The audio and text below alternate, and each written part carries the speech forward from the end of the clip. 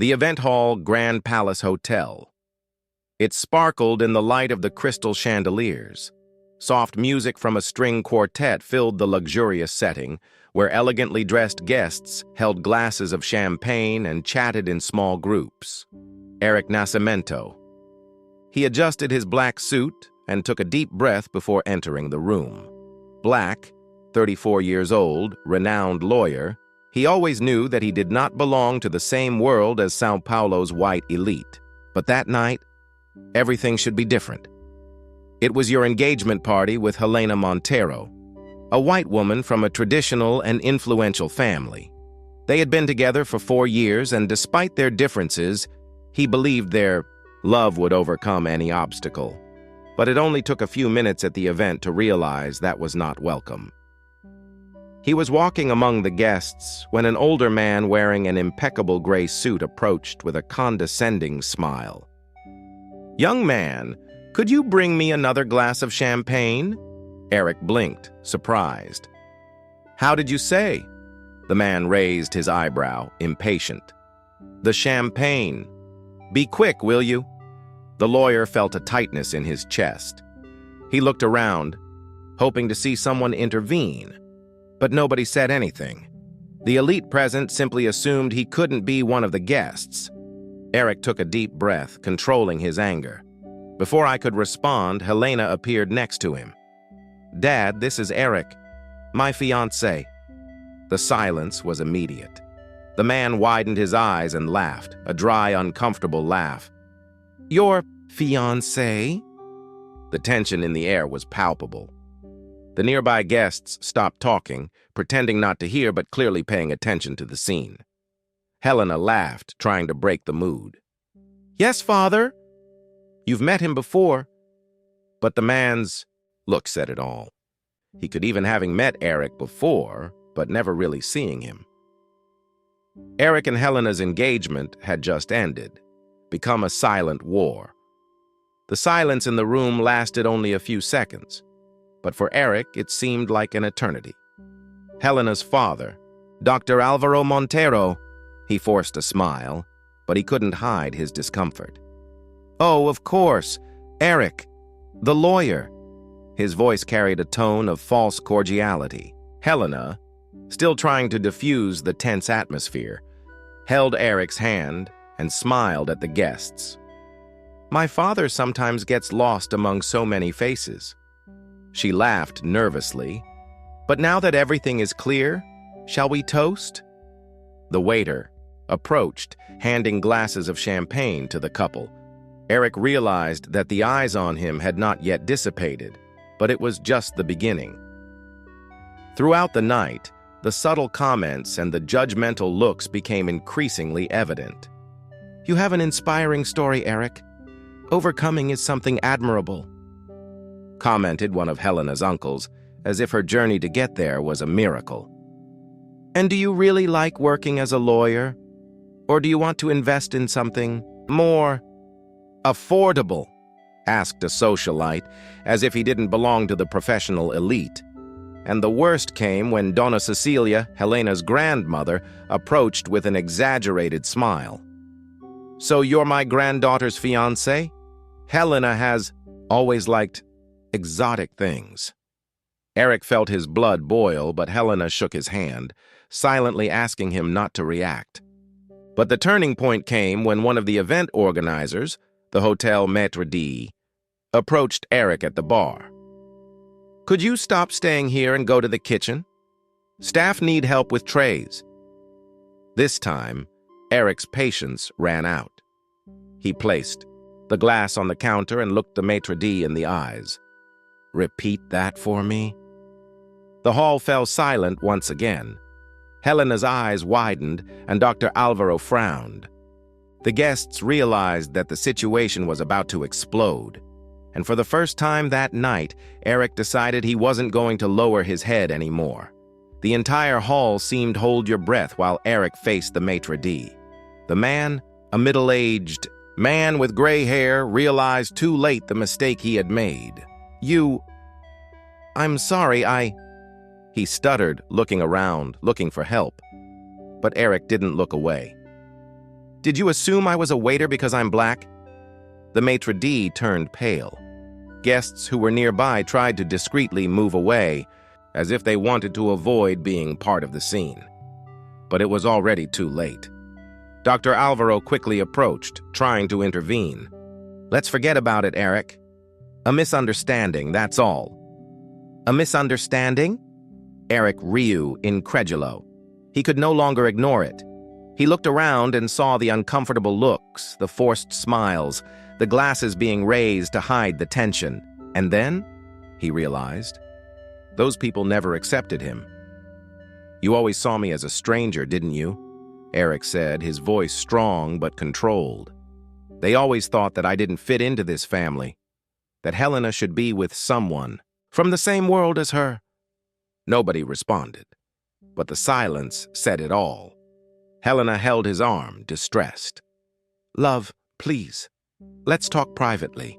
He turned to her, and for the first time in the night, saw something that hurt more than any racist comment. Doubt in her eyes. She wasn't mad about the situation. She was mad at him for reacting. Dr. Alvaro touched his shoulder, forcing a smile.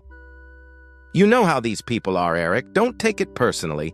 It was the last straw." Eric looked at Helena one last time and saw the hesitation on her face. She was never really there for him. Then he let out a heavy sigh, and he calmly placed the glass of champagne on the table. "You know something? I don't think this marriage is for me." The shock was instantaneous. "What?" Helena's eyes widened. "If I have to fight to be accepted by my own family, then that family isn't worth it." And without waiting for a response, he left the hall, leaving behind a party that was never for him. The cold night air hit Eric's face as he left the hall. Grand Palace Hotel. His heart was racing, not from nervousness, but from release.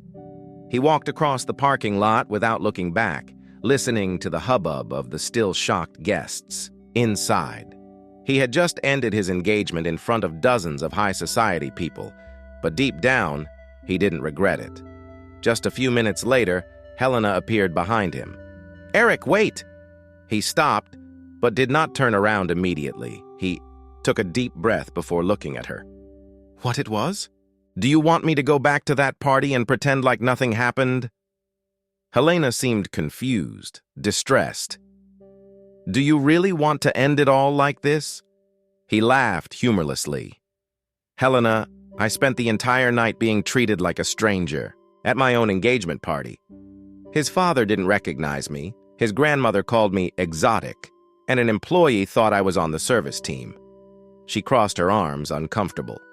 "You are exaggerating. These things happen, and you reacted in a way that only made everything worse." That sentence hit Eric like a punch.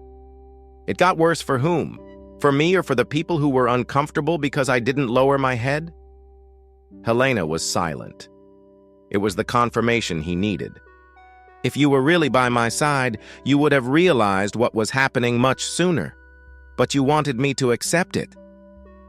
"It's not that," she tried to argue. "I just think we could have resolved this another way."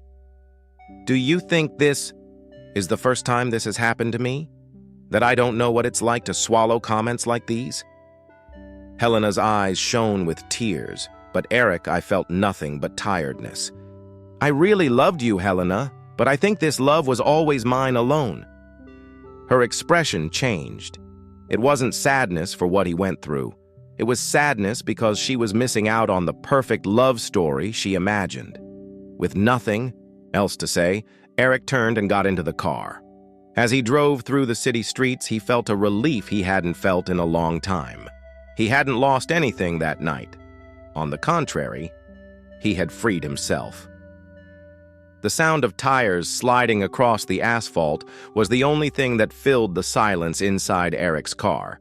The anger was gone, but in its place was a strange emptiness. He felt no regret, but I felt the pain of having believed it could be different. He parked in front of his apartment and stayed there for a few minutes, thinking about everything that had happened. His phone vibrated. A message from Helena.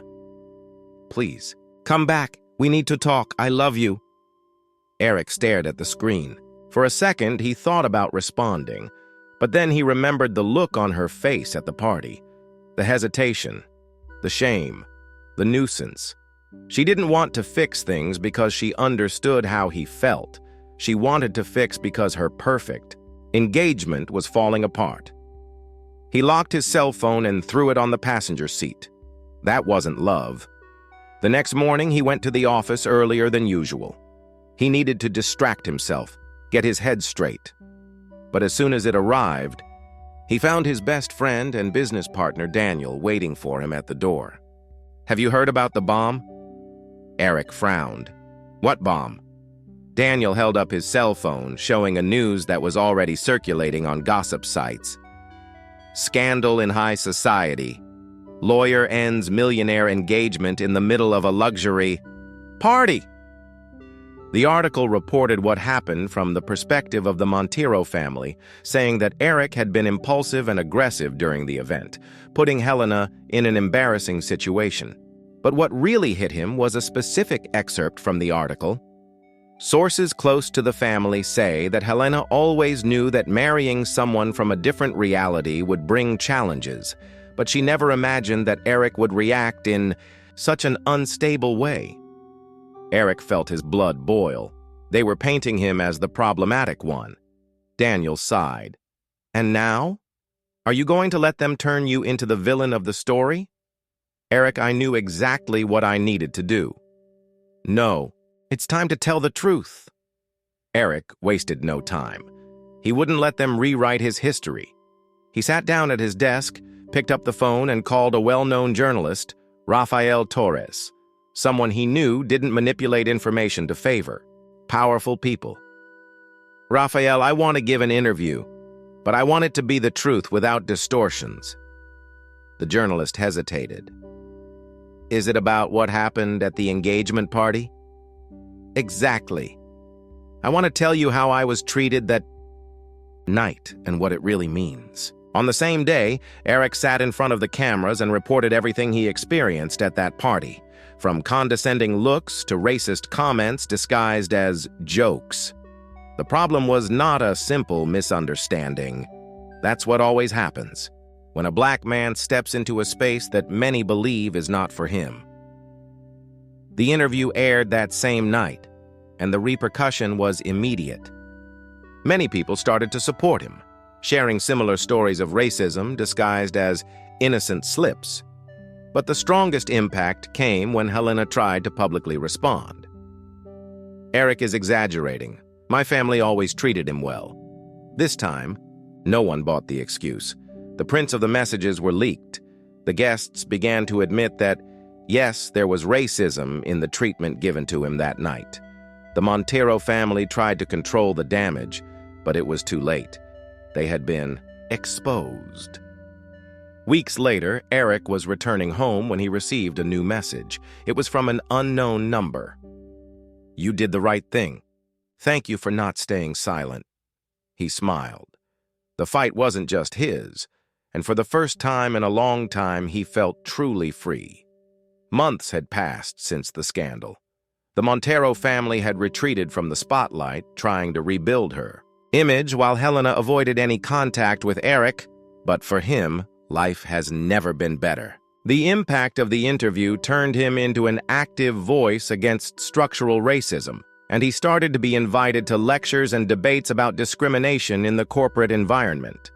The man they once tried to reduce to a waiter was now recognized for his talent and his story. One sunny afternoon, while working in his office, Daniel walked in with a smile on his face. "Did you see this?" he asked, throwing a printed article on the table. Eric took the paper and read the title. "New law to combat discrimination in the workplace is approved." He looked up, confused. "So what?" Daniel pointed to a specific section. The project had the collaboration of lawyer Eric Nascimento, who brought visibility to the topic after reporting his own experience at a high society event. Eric's heart accelerated. He didn't just tell his story.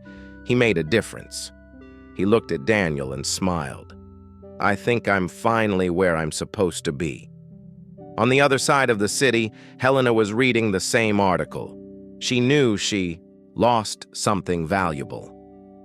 But now, it no longer made any difference to Eric. Why, he never needed acceptance from her or her family. He was always enough on his own. And that was his biggest victory.